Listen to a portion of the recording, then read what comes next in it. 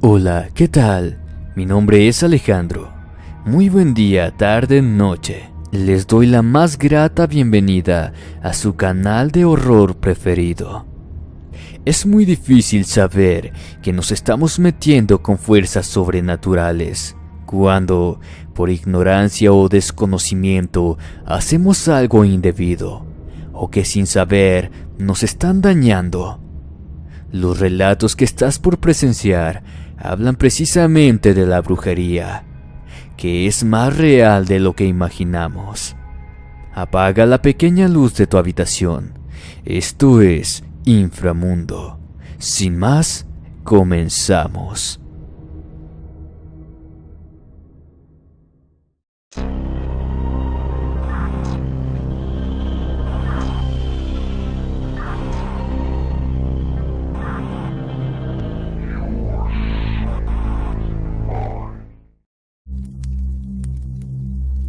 Los huesos de la bruja.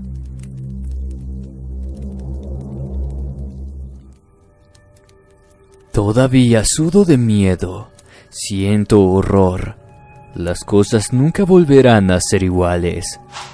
Todo lo que me tocó vivir en esos tiempos hace que mi día a día sea un eterno y amargo arrepentimiento. Mi nombre es Fernando Ramírez. Todo comenzó una tarde que parecía ser como todas. Edgardo, Omar y yo nos distraíamos por el pueblo después de la escuela para reunirnos en la misma tienda de siempre a tomar un refresco, el cual estaba tan fresco como todas las aspiraciones que teníamos en nuestra juvenil adolescencia. Nada nos hacía pensar que en pocas horas nuestras vidas darían un giro inesperado. Edgardo nos preguntó si conocíamos a la bruja del barrio. Sutil pregunta que cautivó nuestra curiosidad casi instantáneamente. Ya habíamos escuchado hablar de ella, pero no teníamos el honor de haberla visto todavía. Vive por aquí cerca, atinó Omar señalando con su dedo hacia una dirección que conducía a una casa que estuvo abandonada. Era de suponerse, pensamos los tres, esa casa le había pertenecido a un matrimonio que no dejó herederos. Tarde o temprano lograrían usurparla, y solo alguien tan singular como una anciana con fama de bruja se interesaría en algo así. La noche hizo presencia cuando caminamos para nuestras casas. Íbamos planeando qué hacer en las horas posteriores. Era viernes, para nosotros era algo sagrado. Edgardo propuso lo que en ese momento nos pareció algo tan tétrico como tan tentador: visitar la casa de la bruja. Había escuchado que los fines de semana solía ausentarse, quién sabe por qué, por lo que la casa quedaba sola. Nuestros ojos se iluminaron de tan solo imaginarnos la adrenalina que sentiríamos al cometer tal locura. Unas sonrisas de aprobación procedieron a un horario acordado para hacerlo. A las 12 de la noche fue el momento establecido para estar afuera de la casa de la anciana. Yo estuve 20 minutos antes allí. Quería cerciorarme de que realmente estuviera todo desolado. Pero cuando estuvimos los tres reunidos, nos lanzamos sin pensarlo mucho. En el lugar no había perros, seguridad ni luz eléctrica. Todo apuntaba a nuestro favor. Iluminamos con unas linternas. Recorrimos el interior de la casa como unos intrépidos delincuentes, buscando algo que nos haya valido la aventura. No encontramos nada fuera de lo normal. Prendas oscuras, vestidos gastados, platos sucios sobre la pileta. Todo indicaba que la mujer vivía sola. No obstante, fue en un cuarto aparte donde encontramos lo llamativo, o mejor dicho, lo perturbador. Sobre el suelo había tendido un percudido mantel rojo, y sobre este posaban decenas de huesos humanos que parecían tener décadas. No quise discrepar cuando vi a los muchachos tocarlos, o tal vez fue el miedo que sentí e intenté ocultar, teniendo en cuenta que no encontramos nada interesante. A Edgardo y a Omar se les ocurrió llevarse algunos de esos huesos como recuerdo. Argumentaron que había muchos. Seguramente la bruja no notaría su ausencia. Cada uno eligió el suyo. Edgardo tomó lo que parecía ser una vértebra. Omar traía consigo una mochila, por lo que guardó un cráneo en ella. Yo me retracté, ni siquiera me animé a tocarlos, aunque ese acto de cobardía me costó burlas por parte de ellos. Esa noche abandonamos la casa de la bruja, satisfechos de haber logrado la hazaña, ignorando que acabábamos de firmar nuestra sentencia. Los primeros días transcurrieron normal, al menos nadie mencionó el tema en esos tiempos. Pero 2 semanas después, Edgardo empezó a tener dolores de espalda. Su padre es médico, pero eso no ayudó a nuestro amigo. El dolor iba aumentando con cada día que pasaba. Cientos de estudios clínicos no lograban dar resultado que explicara su problema. Otros médicos intentaron colaborar con su padre, pero tampoco tuvieron éxito. Mientras tanto, la espalda de mi amigo comenzaba a deteriorarse por dentro. Eso era lo único que podía decirnos. Una tarde fuimos a buscarlo con la intención de sacarlo para que se despejara un poco. Pero su madre nos dio una noticia que nos congeló a todos. Edgardo ya no podía caminar. Problemas con sus nervios, músculos, la mala circulación de la sangre, la columna y otras tantas teorías más que no conducían a ninguna mejora. La espalda de nuestro amigo comenzaba a morirse sin que nadie pudiera impedirlo. En una oportunidad vimos cuando le cambiaban los vendajes. La sensación que nos dio no solo nos destrozó, sino que nos impactó tanto que no podíamos creer que eso fuera el cuerpo de Edgardo. Debido a la necrosis que se generó, se tuvo que realizar una operación para retirar parte de su carne, y la que aún permanecía unida a su espalda, ahora ya era también una mesa de tejidos muertos, malolientes y putrefactos. Esa misma noche pudimos platicar con él un poco. En ese poco estado de conciencia que tuvo, nos reconoció entre lágrimas, pero fueron las primeras palabras que nos perforaron el alma. La veo a la bruja. Ella se está vengando por los huesos que le robamos. El terror que sentí no se puede comparar con nada. Después de salir de esa casa, Omar rompió en llanto. Al abrazarlo con la intención de animarlo, sentí el escalofrío que tenía. Yo también la veo. Pensé que solo eran pesadillas, pero ahora que Edgardo lo dijo, sé que es real. Ahora va a venir por mí, me dijo mi amigo con ese temor incontenible. Yo solo guardé silencio, no supe qué más hacer. 2 semanas después, nuestro amigo Edgardo falleció. En tanto Omar perdió la razón, no había nada que le diera paz. Me contaba que por las noches se le aparecía esa anciana bruja al costado de su cama mirándolo con odio. No le decía nada, simplemente desaparecía después de unos segundos, siempre despidiéndose con esa malévola sonrisa.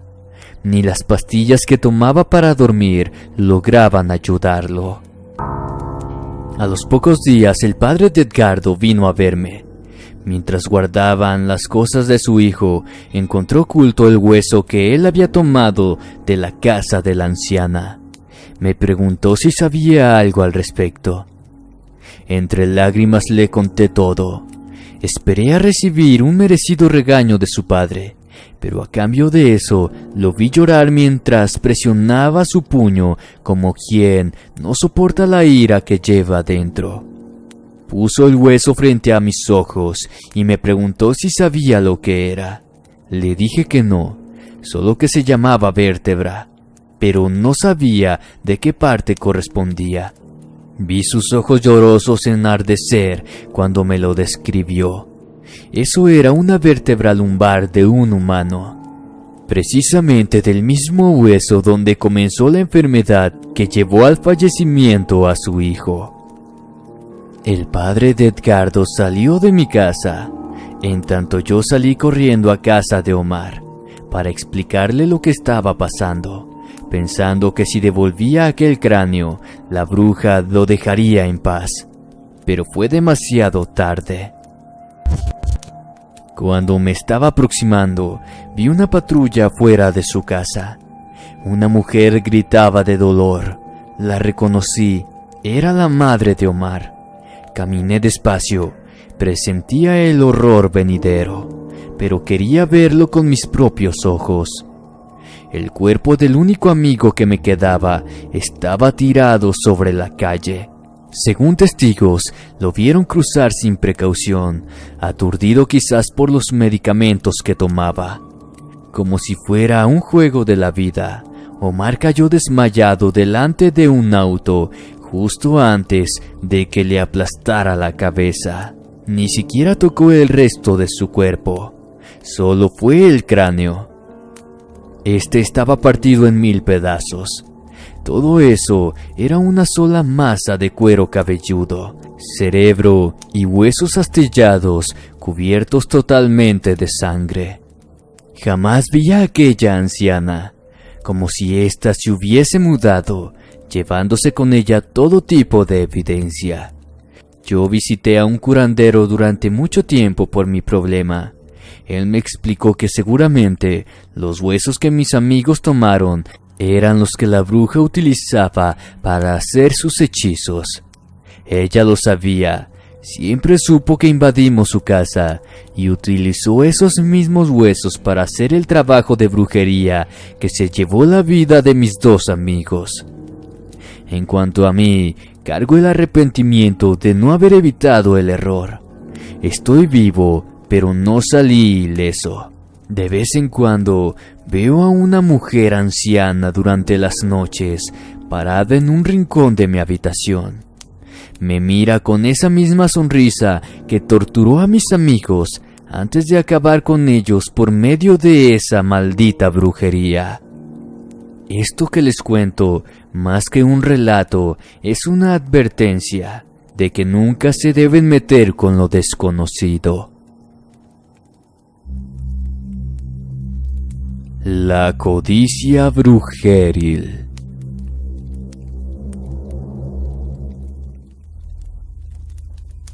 Hoy no, fueron las palabras que pronunció mi primo con las que nos dejó sorprendidos a todos. Estábamos en la cancha de fútbol, en pleno partido. Como nunca antes había sucedido, él se negó a entrar a jugar. Después le preguntamos la razón. Solo atinó a decir que se sentía cansado nada más, que para la próxima jugaría sin problemas. Así es como comenzó la escalofriante historia que les compartiré a continuación. Mi nombre es Antonio, testigo del proceso que todavía me provoca dolor e ira. Mi primo no conocía de vicios ni malos hábitos. Él era el que resaltaba del grupo. A sus 21 años ya prometía una carrera dedicada al deporte. Trabajaba en un local comercial de uno de sus amigos de la infancia. Todos en el barrio lo conocían por sus características de buen muchacho. Un día fui a hacer un mandado que mi mamá me pidió que le entregara a mi tía. Ahí fue que vi a mi primo. Ya lucía un poco diferente. Estaba sentado frente a la televisión, pero solo sus ojos estaban puestos en ella. Su mente parecía estar en otro lugar. Lo saludé como de costumbre. Me respondió con su característica sonrisa, pero estaba pálido. Se le veía cansado. Hablando con mi tía me contó que desde hace tiempo se veía mal. Lo acompañaron al médico, pero los resultados de los estudios no arrojaban nada. Y aunque él aseguraba estar bien, su cuerpo desgastado decía lo contrario. Otra tarde estábamos en la cancha mirando un partido de fútbol. A esas alturas, él ya había dejado de jugar, por lo que yo lo acompañaba desde la tribuna. Sonó su celular y después de leer un mensaje, lanzó una maldición en señal de protesta. Era su jefe. Le decía que se presentara en el comercio porque lo necesitaba. Él se encontraba cansado. No me parecía justo que lo hiciera trabajar fuera de horario y en esas condiciones. Lo acompañé hasta el lugar. Yo conocía a su jefe también, pero sabía que mi primo se opondría si yo le hacía algún comentario al respecto. Me ofrecí para ayudarlo a realizar sus ocupaciones. Después de eso, lo llevé hasta su casa. Ya me había despedido de mis tíos. Me estaba subiendo al auto cuando escuché un grito. Corrí al interior de la casa y vi a mi tía abrazando a mi primo inconsciente en el suelo. Rápidamente lo llevamos al hospital. Allí nos dijeron que no tenía nada.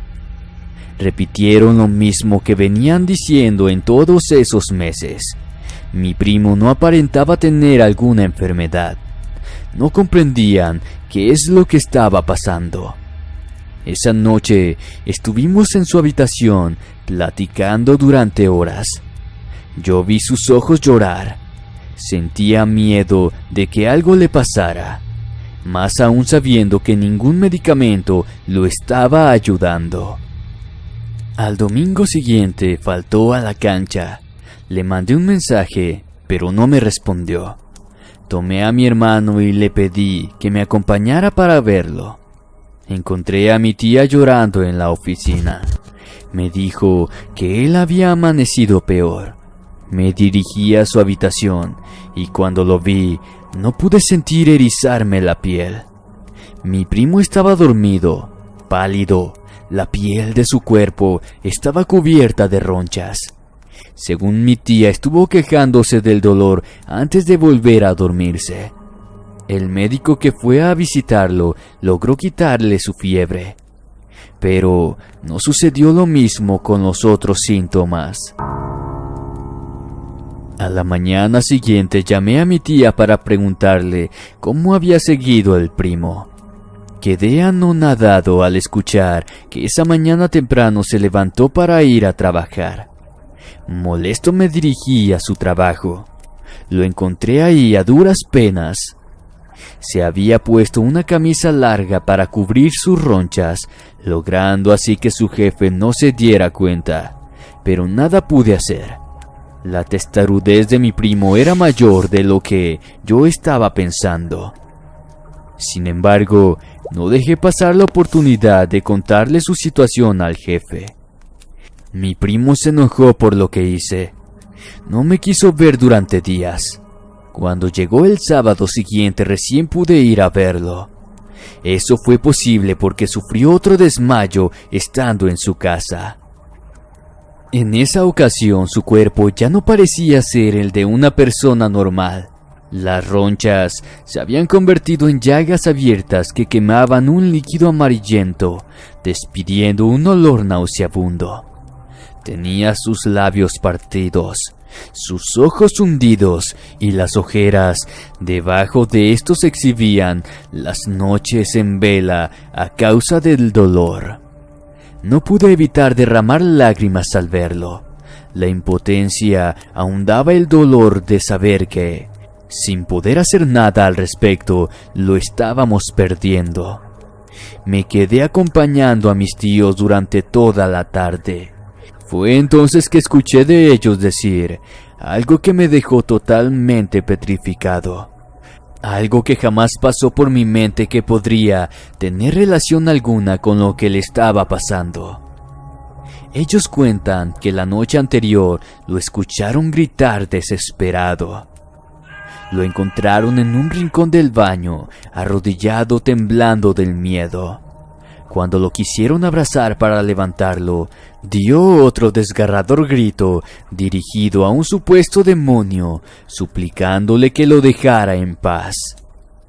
Luego de llevarlo a la cama, y aún en ese estado de pánico, les confesó que desde hace ya bastante tiempo se le aparecía un demonio por la noche. Este era un ser amorfo sin rostro. Solo podía ver unos ojos que le provocaban un terror indescriptible. En tanto él trataba de ignorarlo, ese ser se manifestaba cada vez más seguido. Lo desesperaba, jalándole sus pies o brazos para prohibirle que durmiera. Se burlaba de él al verlo deshacerse de horror. Le repetía en cada aparición que se lo llevaría al mismo infierno. Hasta ese entonces, yo jamás había creído en curanderos, ni mucho menos en brujería. Pero mis tíos plantearon visitar a uno. Era la última opción que les quedaba. 2 días después, estaban recibiendo a uno en su casa. Yo me presenté en ese momento, cuando aquel anciano se estremeció al ver el cuerpo de mi primo, que prácticamente ya era solo piel y huesos, cubriéndose la boca y nariz para eludir respirar el olor que despedía. Después de pasar varios minutos con él, salió de la habitación para decirnos que es lo que estaba acabando con la vida de mi primo. Eso es un trabajo de brujería, atinó sin titubear el brujo. Ninguno de nosotros podíamos creer que alguien quisiera hacer algo así. Mi primo era querido por todos, no había maldad en él. Era inconcebible pensar que alguien quisiera hacerle daño. Pero cuando el curandero nos aclaró la situación, nuestro desconcierto pasó a transformarse en ira. El trabajo de brujería no fue hecho directamente hacia él. Se trata de un trabajo que normalmente muchas personas suelen utilizar para hacer crecer sus negocios o con fines monetarios. Pero que muchos ignoran que eso también puede afectar a quienes frecuentan el lugar. Nos preguntó en dónde trabajaba, siendo este el caso. Entre todos los empleados, mi primo podía haber sido el blanco fácil para recibir el mal. Creo que jamás me sentí tan encolerizado como en esos momentos. Mi primo trabajaba para alguien que fue su amigo durante toda la vida. No podía ser posible que por su culpa él estuviera perdiendo la vida. Tomé su celular para llamar a su jefe y pedirle reunirme con él. Pero cuando leí los mensajes que éste le enviaba, quedé impactado. Su amigo, el dichoso jefe, estando consciente de la situación física que atravesaba, le enviaba mensajes amenazándolo con buscar otro empleado si mi primo seguía faltando. No mostraba ninguna clase de empatía, y por lo que supe de mis tíos, jamás se acercó a preguntar si mi primo necesitaba algo. A partir de ese momento, nos enfocamos solamente en la recuperación de mi primo, algo que aquel curandero prometió que podría lograr. Pero lentamente empezó a recuperarse. No hace falta decir que dejó de trabajar con esa persona. Es más, ninguno de los que formamos parte de la familia volvimos a relacionarnos con él. Ya pasaron algunos años desde entonces. Mi primo aún conserva las cicatrices de las llagas en su cuerpo dejadas por esa maldad. En cuanto a su ex patrón, no me cabe la menor duda que la codicia le comió el cerebro al sujeto. A pesar de que cuenta con un buen pasar económico, su desesperación por ganar más dinero lo llevó a convertirse en un ser insensible, egoísta, incapaz de reconocer o valorar una amistad o a un buen empleado.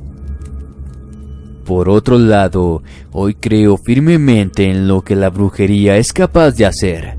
tanto como ayudar a sanar a alguien, como así también para quitarle la vida a un ser querido. Quizás el mal actuar de esta persona le está cobrando factura. Ya se ve más viejo y enfermo. Parece estar en los puros huesos.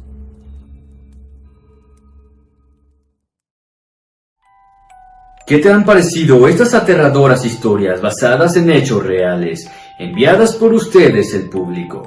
Espero tu opinión en la caja de comentarios. Si el video te gustó, no olvides suscribirte, darle like y compartir. Sin más por el momento, me despido, no sin antes desearles dulces pesadillas. Buenas noches y hasta la próxima.